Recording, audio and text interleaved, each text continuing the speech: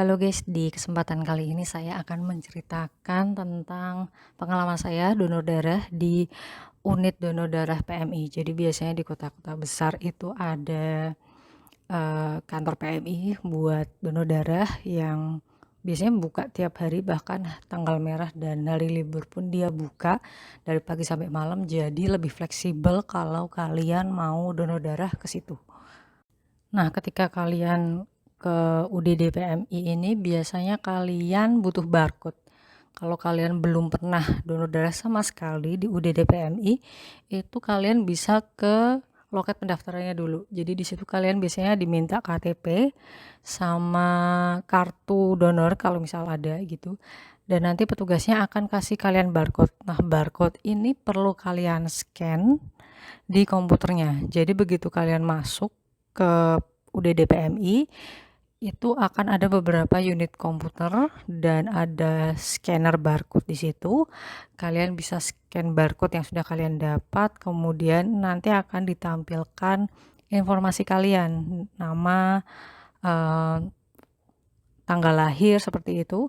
Kemudian kalian bisa confirm dan bisa lanjut jawab pertanyaan yang ada di komputernya.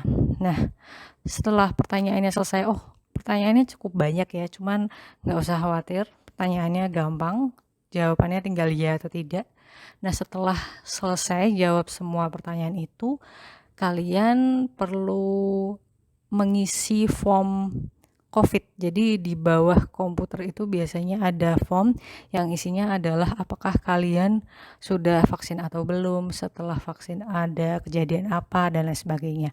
Nah, di form itu nanti kalian bisa serahkan ke loket dan kalian bisa duduk tunggu ke panggilan selanjutnya. Selanjutnya kalian akan dipanggil untuk tes hemoglobin. Jadi biasanya di jari tengah tangan kiri itu akan diambil sedikit darahnya untuk dicek HB kamu berapa. Nah, ini ada range-nya, kalau nggak salah 12,5. Kalau tidak salah ya teman-teman, bisa dicek lagi. Nah, kalau misalnya HB-nya terlalu rendah atau terlalu tinggi, itu nanti bakal ditolak gitu. Biasanya sih bakal disaranin makan makanan sehat dulu dan coba lagi 1 minggu kemudian. Nah, cuman kalau misal kalian oke HB-nya, kalian bisa lanjut. Nah, biasanya petugas di sini juga akan nanya nama kamu siapa, terus golongan darahnya apa, kemudian juga untuk cek berat badan kamu berapa sebelum lanjut ke proses selanjutnya. Langkah selanjutnya itu cek tensi. Nah, biasanya di step ini itu ketemu sama dokter. Jadi ada dokter yang ngecek tensi kamu. Kalau tensi kamu normal, boleh lanjut. Dan dokter ini biasanya juga akan tanya-tanya kondisi kamu seperti apa, minum obat atau jamu enggak, dan lain sebagainya. Selanjutnya adalah kamu perlu cuci tangan dan cuci lengan di wastafel. Jadi misal kamu sudah memilih untuk ambil darah dari lengan sebelah kiri, kamu bisa cuci dulu lengan kamu di wastafel. Kemudian kamu akan pilih kursi. Nah, kelebihan dari donor darah di UDD PMI ini biasanya kamu lebih fleksibel gitu. Kamu bisa ambil kursi dengan pengambilan darah lengan kanan atau lengan kiri. Kalau biasanya donor darah di acara-acara tertentu kan lumayan rame ya. Jadinya terbatas nih, kamu bisanya ke kanan atau ke kiri lengannya. Seperti itu. Nah, setelah itu kamu dapat kursinya mau lengan kanan atau lengan kiri, kemudian nanti akan ada petugas yang nyamperin kamu dan kamu cuma perlu ngasih kartu donor darah ke petugas tersebut.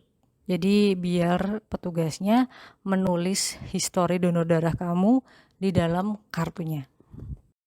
Nah, ini momen yang paling ditunggu nih, puncak acaranya itu adalah proses donor darahnya. Jadi biasanya kalau dapat susternya yang friendly gitu ya, biasanya mereka akan kayak tarik nafas gitu, tenang. Nah, kalian cukup tenang aja, nggak usah panik.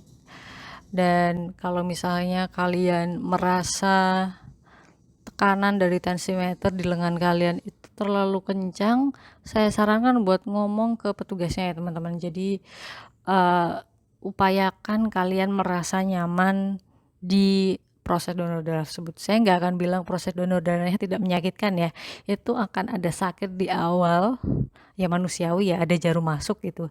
Cuman nggak usah khawatir karena menurut saya buat sebagian orang, rasa sakitnya masih bisa diterima, seperti itu.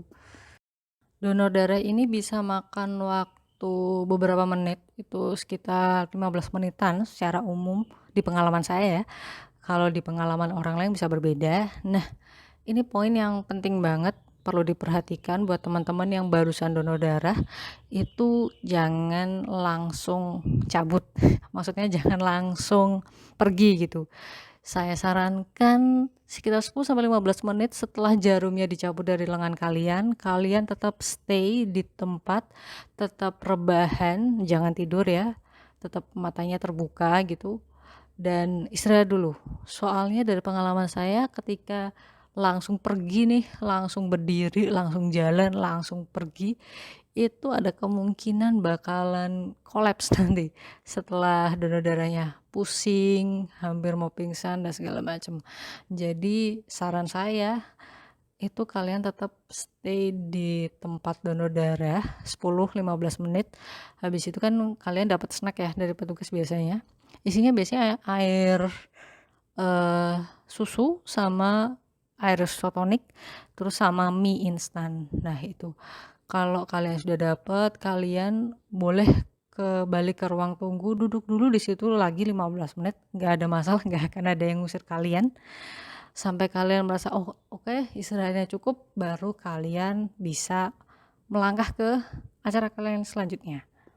Oke guys, itu dia donor darah, pengalaman donor darah yang pernah aku lakukan dan aku pengen share ke kalian. Terima kasih buat yang udah nonton sampai di titik ini. See you!